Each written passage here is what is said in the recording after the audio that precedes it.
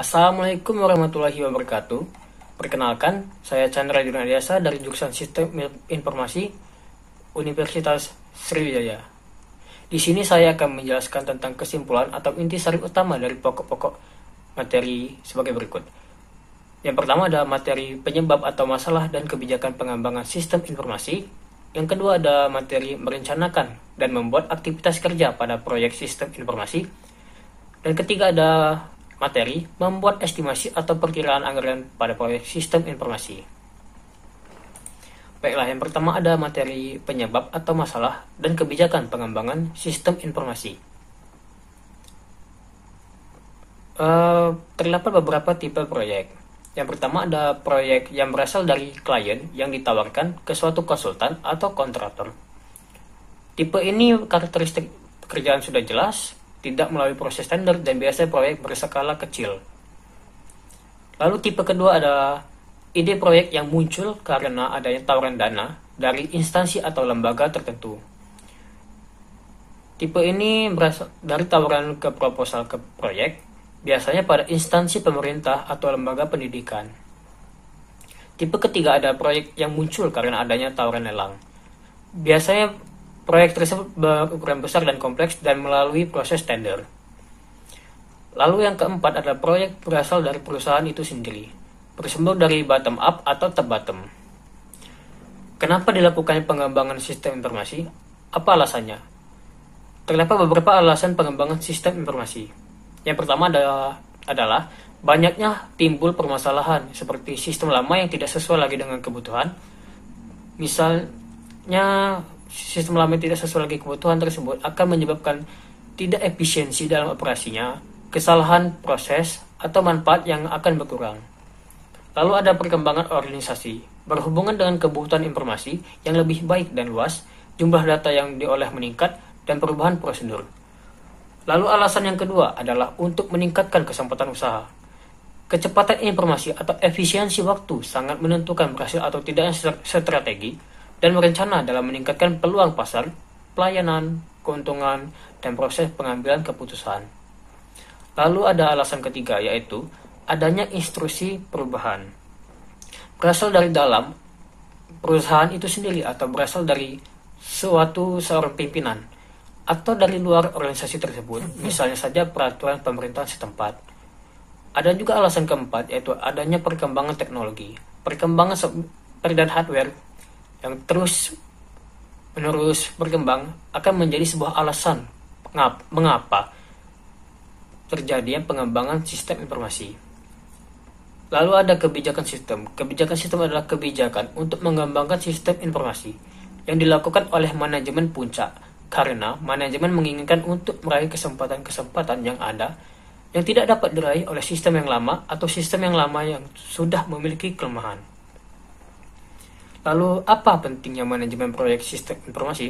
Manajemen proyek sistem informasi itu cukup penting karena 80-90% software dan 30-45% proyek sistem dapat mengalami kegagalan. Lebih dari 50% proyek sistem IT mengalami over budget dan overtime sampai dengan 200%. Sukses jika proyek tersebut dapat dikerjakan tepat waktu, on budget, sesuai dengan kebutuhan user, positive financial return.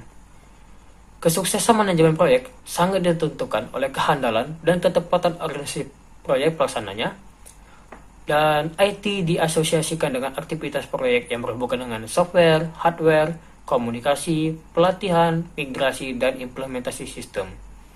Ada pun beberapa faktor penyebab yang harus diantisipasi agar tidak terjadinya kegagalan pengembangan sistem. Yang pertama ada organisasi proyek yang dibentuk sebesar 42%. Yang kedua, metode yang digunakan sebesar 41%. Yang ketiga, training dan pengawasan sebesar 38%. Yang keempat, prosedur dan aturan sebesar 35%. Yang kelima, ada perencanaan dan implementasi sebesar 23%. Dan yang terakhir, yang keenam adalah dukungan eksekutif sebesar 22%. Baiklah, berikutnya adalah kesimpulan dari materi merencanakan dan membuat aktivitas kerja pada proyek sistem informasi. Untuk membuat suatu aktivitas kerja pada proyek sistem informasi, tentunya kita memerlukan sebuah perencanaan terlebih dahulu. Tapi sebelumnya, apakah itu perencanaan? Perencanaan itu adalah proses peletakan, dasar tujuan, dan sasaran termasuk penyiapan segala sumber daya untuk mencapainya. Adapun beberapa tujuan dan perencanaan. Yang pertama, memberi pegangan bagi pelaksana mengenai alokasi sumber daya untuk melaksanakan kegiatan. Yang kedua, sarana komunikasi bagi semua pihak penyelenggara proyek. Yang ketiga, ada dasar pengaturan alokasi sumber daya. Yang keempat, ada pendorong bagi para perencana dan pelaksana melihat ke depan dan menyadari pentingnya unsur waktu. Dan yang kelima, ada pegangan dan tolak ukur fungsi pengendalian. Lalu ada dua jenis perencanaan. Yang pertama adalah perencana strategis, yaitu adalah kebijakan untuk mencapai sasaran dan tujuan. Yang kedua adalah perencanaan operasional atau rencana terinci yang menjabarkan perencanaan strategis. Terdiri atas yang pertama adalah perencanaan lingkup kerja, yang kedua adalah rancangan organisasi proyek, yang ketiga adalah rencana jadwal kegiatan, yang keempat adalah perkiraan biaya atau anggaran, yang kelima adalah proyeksi kebutuhan tenaga kerja. Dan ada hal penting dalam perencanaan, yaitu memecah aktivitas yang diinginkan ke dalam sebuah bagian kecil. Kita bisa memecah aktivitas tersebut menjadi bagian-bagian kecil dengan menggunakan WBS atau Work Breakdown Structure. Apa itu Work Breakdown Structure? Work Breakdown Structure adalah sebuah penggambaran aktivitas proyek dalam bentuk visual yang menggambarkan hal-hal yang akan dikerjakan untuk membantu dalam perencanaan, pengorganisasian sampai proyek selesai dikerjakan sesuai dengan waktu yang telah kita tetapkan. Setiap aktivitas yang ada pada Work Breakdown Structure atau WBS itu dinamakan dengan task yang harus memenuhi syarat. Yang pertama adalah dapat dikelola sebagai satuan unit kerja. Yang kedua, dapat diberi kode identifikasi. Yang ketiga adalah dapat direncanakan jadwal pelaksanaan dan keanggarannya. Yang keempat, mudah diukur kemajuan pelaksanaan serta pemakaian biaya. Yang kelima adalah dapat dikaji kualitas kerja dan hasil akhirnya. Adapun alasannya kenapa kita memerlukan WBS, yaitu yang pertama adalah WBS dapat mendefinisikan pekerjaan untuk menyelesaikan sebuah proyek. Yang kedua, menemukan sesuatu yang bersifat urgensi. Yang ketiga adalah menanggulangi penyimpangan. Yang keempat adalah sebagai alat kontrol. Adapun mekanisme perencanaan aktivitas proyek. Perencanaan aktivitas pekerjaan proyek sistem informasi dapat di breakdown dari metode pengembang sistem yang digunakan. Metode pengembang sistem yang digunakan juga terdapat beberapa metode, yaitu seperti SDLC dan RAD dan semacamnya. Lalu ada penentuan metode pengembang sistem informasi haruslah disesuaikan dengan karakteristik dan lingkungan organisasi di mana sistem tersebut akan diimplementasikan. Baiklah, berikutnya saya akan menjelaskan tentang kesimpulan dari materi membuat estimasi atau perkiraan anggaran proyek sistem informasi. Sebelumnya, saya akan menjelaskan tentang biaya. Apa itu biaya?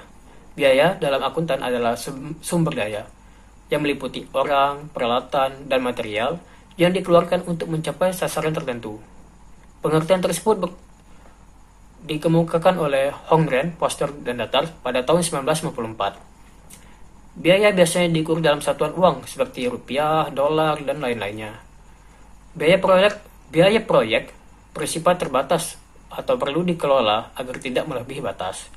Adapun biaya yang perlu dikelola adalah, yang pertama adalah biaya yang diestimasi, yang kedua adalah biaya yang dianggarkan, dan yang ketiga adalah penggunaan biaya yang dikontrol. Dalam manajemen biaya proyek, hal utama yang perlu diperhatikan adalah biaya sumber daya yang akan digunakan untuk menyelesaikan kegiatan dalam jadwal proyek. Manajemen biaya proyek meliputi proses-proses estimasi biaya, penyusunan anggaran biaya, dan pengawasan biaya yang diperlukan untuk menjamin agar anggaran biaya yang telah disetujui cukup untuk menyelesaikan semua pekerjaan dalam lingkup proyek. Biaya juga terbagi beberapa jenis. Yang pertama adalah biaya langsung. Biaya langsung adalah biaya yang terkait langsung dengan suatu proyek sehingga dapat ditelusuri secara tepat. Misalnya saja seperti gaji karyawan proyek dan pembelian barang proyek. Lalu ada biaya yang tak langsung. Biaya yang tak langsung adalah biaya yang terkait dengan suatu proyek tetapi tidak dapat kita telusuri secara tepat. Misalnya saja adalah tagihan listrik perusahaan ataupun biaya sewa kantor. Lalu dalam melakukan estimasi biaya, ada pun beberapa hal yang perlu kita perhatikan. Yang pertama adalah keadaan lingkungan perusahaan seperti nilai tukar. Yang kedua adalah kebijakan estimasi biaya seperti template, file proyek, dan sebagainya. Lalu yang ketiga adalah pernyataan cakupan proyek serta WBS dan penjelasan dari WBS itu tersebut. Lalu yang keempat adalah rencana manajemen proyek seperti jadwal, SDM, dan risiko. Estimasi biaya sendiri dapat kita lakukan dengan cara yang pertama adalah analogi, yang kedua dapat menggunakan biaya satuan sumber daya, yang ketiga menggunakan parameter, yang keempat profit atau loss manajemen proyek, yang kelima menganalisis dokumen lelang yang diserahkan vendor, dan yang keenam adalah memberi cadangan untuk setiap kegiatan dalam proyek. Sebuah proyek tentu membutuhkan anggaran untuk menentukan berapa uang yang dibutuhkan atau modal yang akan dialokasikan sebagai modal sampai selesainya proyek tersebut. Anggaran biaya adalah sebuah estimasi biaya kegiatan-kegiatan yang disatukan dan disusun sebagai patokan biaya. Penyusunan anggaran biaya dengan memperhatikan yang pertama adalah pernyataan cakupan proyek, WBS, dan penjelasannya. Yang kedua adalah estimasi biaya kegiatan dan rincian pendukungnya. Yang ketiga adalah jadwal proyek dan kalender sumber daya. Dan yang keempat adalah kontrak. Adapun komponen-komponen biaya. Biaya yang berhubungan dengan pengembangan sistem informasi dapat diklarifikasikan ke dalam 4 kategori utama, yaitu yang pertama adalah biaya pengadaan atau procurement cost yang merupakan biaya yang harus dikeluarkan pada tahun-tahun pertama sebelum sistem dioperasikan. Yang kedua ada biaya persiapan operasi atau startup cost yang merupakan biaya-biaya yang terjadi di awal-awal tahun sebelum sistem dioperasikan. Yang ketiga adalah biaya proyek atau project related cost yang berhubungan dengan biaya-biaya untuk mengembangkan sistem termasuk penerapannya. Dan yang keempat adalah biaya operasi atau ongoing cost dan biaya perawatan atau maintenance cost. Adalah biaya-biaya yang dikeluarkan untuk mengoperasikan sistem supaya sistem dapat beroperasi serta biaya yang kita keluarkan untuk merawat sistem dalam masa operasinya. Lalu ada komponen manfaat. Yang pertama adalah keuntungan berwujud atau tangible benefit. Keuntungan yang berupa penghematan-penghematan atau peningkatan-peningkatan di dalam perusahaan yang dapat diukur secara kuantitas dalam bentuk satuan uang.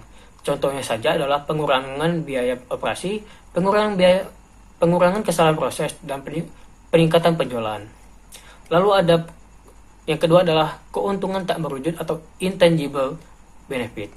Keuntungan yang sulit atau yang tidak mungkin diukur dalam bentuk satuan nilai uang.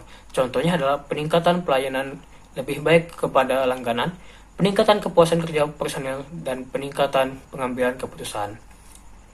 Baiklah, sekian adalah kesimpulan beberapa materi yang dapat saya sampaikan. Jika saya ada salah kata, saya mohon maaf. Pada Allah saya mohon ampun. Saya akhiri. Wassalamualaikum warahmatullahi wabarakatuh.